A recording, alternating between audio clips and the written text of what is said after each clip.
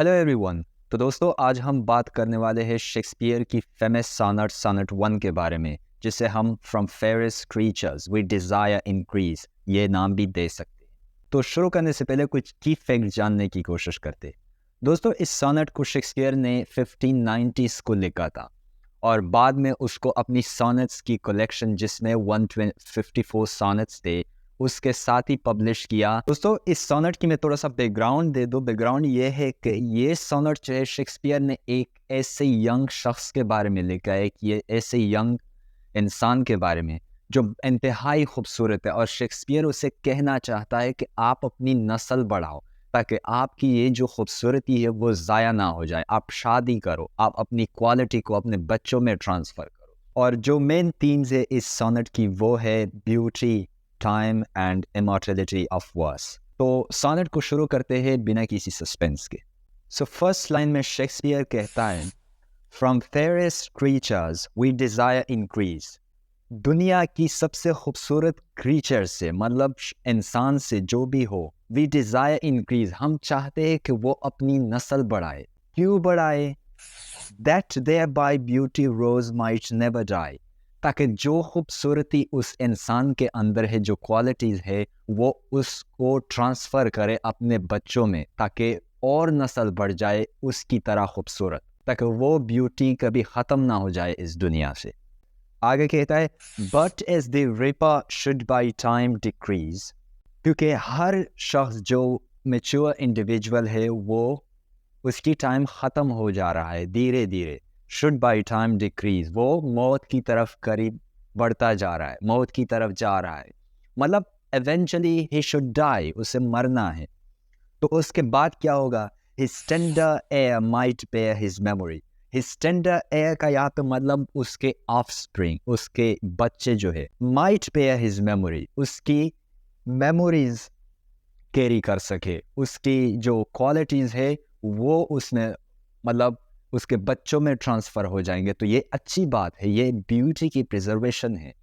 But thou contracted to thine own bright eyes, लेकिन आप इतने सेल्फ सेंटर्ड हो कि सिर्फ पूरा फोकस आपका अपने ऊपर है, अपनी ब्यूटी पर है। आप अपनी ब्यूटी को किसी के साथ शेयर ही नहीं करते।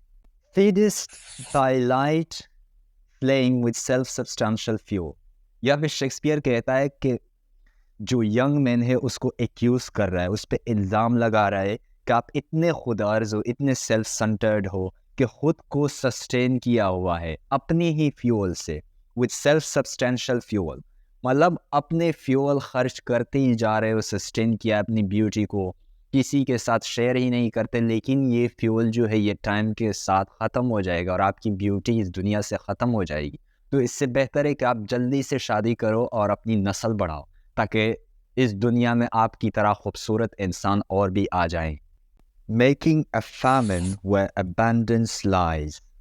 दोस्तों ये लाइन बड़ा खूबसूरत है। शेक्सपियर उस यंग आदमी से कहता है कि आप जो ये अपनी नस्ल को ना बढ़ा रहे हो, इसी वजह से इस दुनिया में स्कैरसिटी पैदा हो रही है। किस चीज़ की स्कैरसिटी? खूबसूरत लोगों की, खूबसूरत पर्सनैलिटीज़ की। मतलब वो बहुत ही कम होते जा रहे हैं क्योंकि आप शादी नहीं कर रहे, आप अपनी नस्ल नहीं बढ़ा रहे, आप इतने सेल्फ सेंटर्ड हो। तो इसी वजह से इस दुनिया में जो बहुत सारे खूबसूरत लोग हो सकते हैं लेकिन आप ये नहीं होने दे रहे क्योंकि आप सेल्फ सेंटर्ड हो। Thy self thy foe, to thy sweet self too cruel. दोस्तों इस लाइन का मतलब है दाई सेल्फ दाई फ्यू, आप अपने ही दुश्मन बनते जा रहे हो।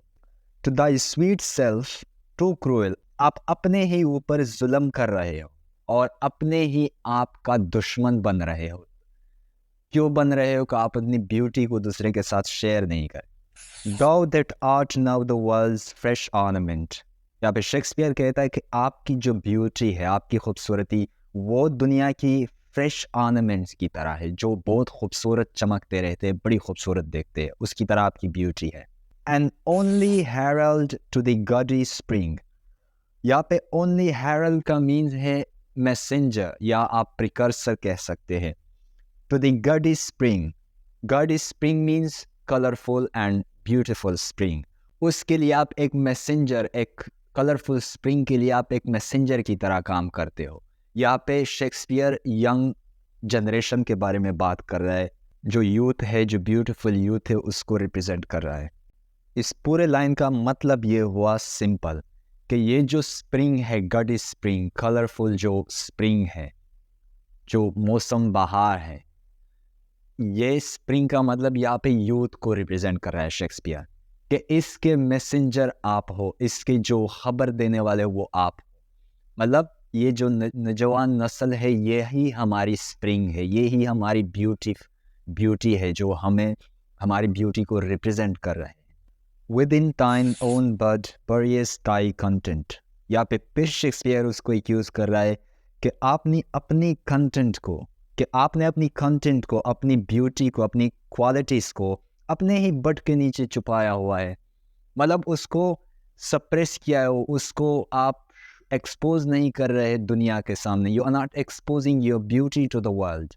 And tender churl mak'st waste in niggarding, इस लाइन का मतलब है एंटेंडर चार्ल।